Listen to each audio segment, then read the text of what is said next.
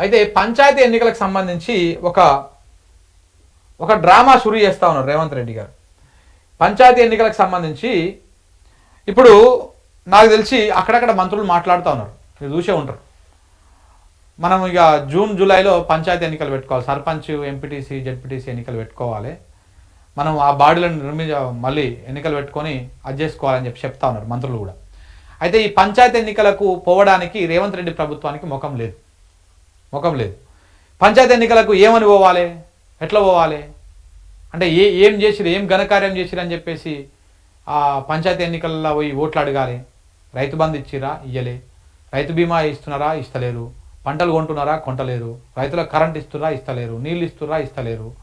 పోనీ మహిళలకు ఏమైనా చేసిరా, ఒక ఫ్రీ బస్ తప్ప ఆ 2500 ఇచ్చిరా, ఇయ్యలేదు. ముసలిళ్ళ పింఛన్లు ఏమైనా పెరిగినాయా, 2000 నుంచి 4000 అయినాయా, కాలేదు. విద్యార్థులకు ఏమైనా కార్యక్రమాలు చేసిరా, లేదు. నిరుద్యోగులకు ఏమైనా ఉద్యోగాలు ఇచ్చిరా, లేదు. అవే కేసీఆర్ ఇచ్చిపోయినా 50,000 ఉద్యోగాలు నియామక పత్రాలు వంచారు తప్ప మీరు పెద్దగా ఇచ్చినటువంటి ఉద్యోగాలు ఏమి లేవు.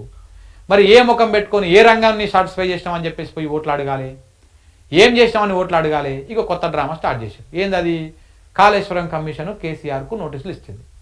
అందుకే మీరు చూడండి, కాళేశ్వరం కమిషన్కి సంబంధించినటువంటి ఆ గడువు బేసిక్గా వాళ్ళు ఇప్పుడు పిలిచిరు, రేపు 5 తారీఖు పిలిచిరు. ఇప్పటికే 400 పేజీల రిపోర్ట్ కూడా రెడీ అయిపోయిందంట.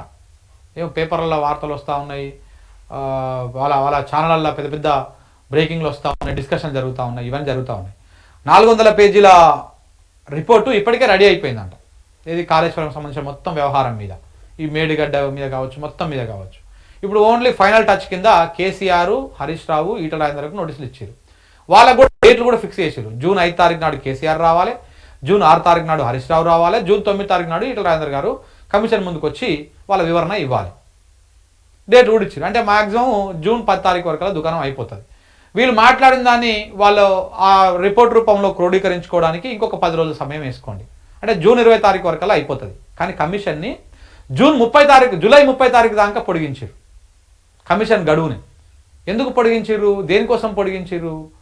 ఎందుకంటే జూలైలోనే ఈ పంచాయతీ ఎన్నికలు పెట్టాలి. ఈ జూలై పంచాయతీ ఎన్నికలు పెట్టే సమయానికి కేసీఆర్ని ఒక్కసారే కాదు, ఇంకొక 2-3 సార్లు పిలవాలి కమిషన్ ముందుకి విచారణకు. పిలిచి ఒక బదనాం చేయాలి. ఓ కేసీఆర్ తప్పు చేసిండు కాబట్టి కమిషన్ ముందుకు పోయినాం.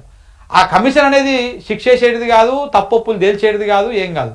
ఆ ఏం జరిగిందో ఒక రిపోర్ట్ తయారు చేస్తుంది, ఒక సూచన చేస్తుంది ప్రభుత్వానికి. ప్రభుత్వం వేసింది కాబట్టి ఒక సూచన చేస్తుంది.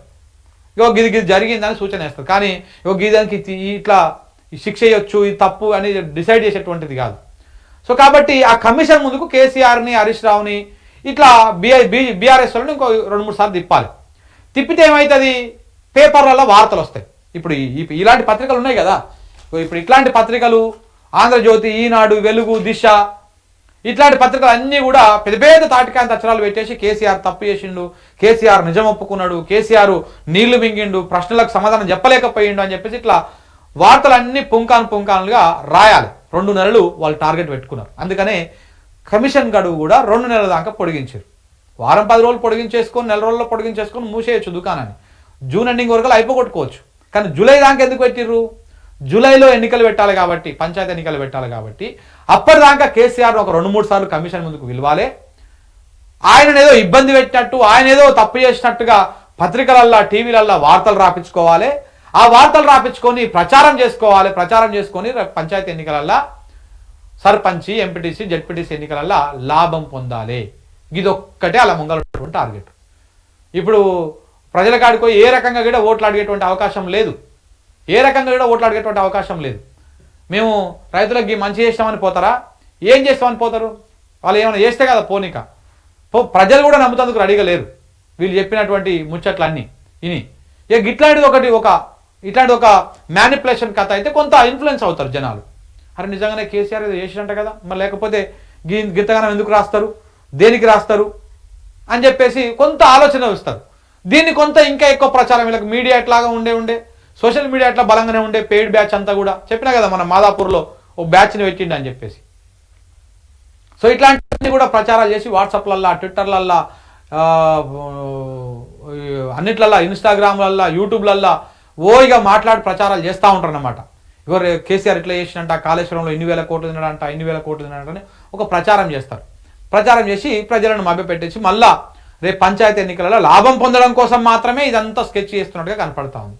అంతకుమించి అయితే ఇంకేమనిపిస్తలేదు. ఆ కాళేశ్వరంలో వీళ్ళు మొత్తం చేసి కూడా ఆ కొండందవి ఎలుకను పట్టినట్టు అంటారు కదా, అట్లా ఎలుక కాదు తోక కాదు ఏది కూడా పట్టేటువంటి అవకాశం అయితే ఏం కనపడతలేదు. ఎందుకంటే దాంట్లో ఉన్నటువంటి వ్యవహారాన్ని ఇవన్నీ మనం చూస్తున్నాం, అబ్జర్వ్ చేస్తున్నాం కాబట్టి. సో కాబట్టి ఫైనల్గా వీళ్ళు చేసేటిది కాంగ్రెస్ ప్రభుత్వం వీళ్ళంతా చేసేది మళ్ళీ ఒక ఎన్నికల స్టంట్ మాత్రమే. ఈ కాళేశ్వరం కమిషన్ కానీ లేకపోతే ఇదంతా వ్యవహారం కానీ ఒక ఎన్నికల స్టంట్ కోసం ప్రయత్నాలు చేస్తూ ఉన్నారు. ఈ ఎన్నికల స్టంట్ అయిపోతే ఇప్పటిదాకా సంవత్సరం 8 నెలలు అవుతున్నది. ఎన్నో ఆరోపణలు చేసిరు, ఎన్నో కేసులు పెట్టిరు, ఎన్నో చేసిరు. ఒక్క దాంట్లోన్నా తేల్చిర్రా? ఆల్రెడీ ఒక 30% పరిపాలన అయిపోయింది. 5 ఏళ్లకు మీకు అధికారాన్ని కట్టబెడితే ప్రజలు, అందులో 2 ఏళ్ళు కావస్తున్నది, ఇంకా మిగిలింది 3 ఏళ్ళే. అంటే ఆల్మోస్ట్ 30-40% అయిపోయింది పరిపాలన కాలం.